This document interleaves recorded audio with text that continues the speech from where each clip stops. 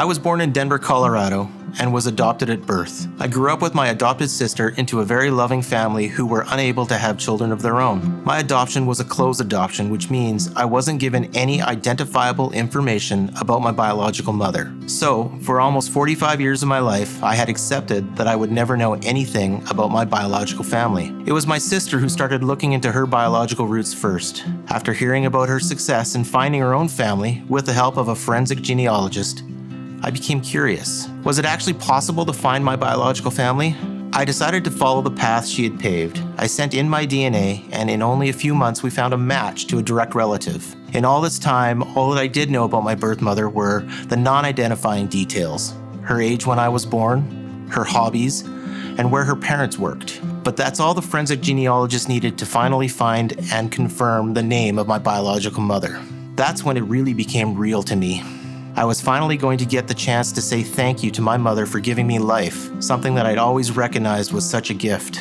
I remember sitting in a Subway restaurant, writing, deleting, and rewriting the first message to her multiple times. Fear and anxiety came and went as I wrote the many unsent versions. There were so many unknowns ahead.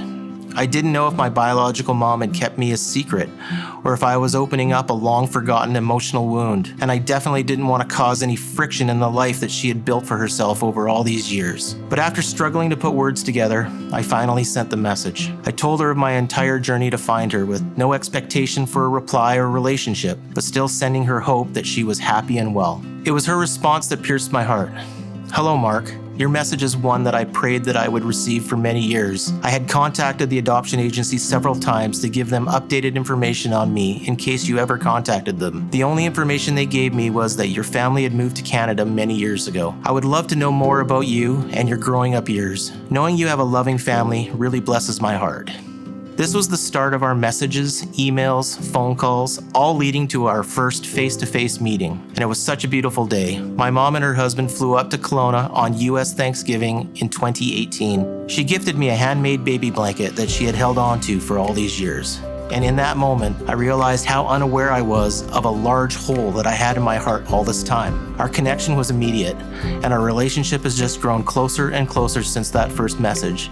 We talk daily, we share pictures and stories of our lives, and we make a point to visit each other whenever possible. God's faithfulness has been so evident in all of it. I look back at His goodness in my life growing up. I've seen His perfect timing in the story of getting to know my birth mom, and ever since I've become so much more aware of how God has been moving in my life. It's been easy to be impatient, expecting to hear and witness God's answers to my prayers. But through this experience, I've been able to witness just how perfect His timing really is. In both my life, in my mom's life, God has answered my prayers. He's answered my mom's prayers, and it's all been in His perfect timing.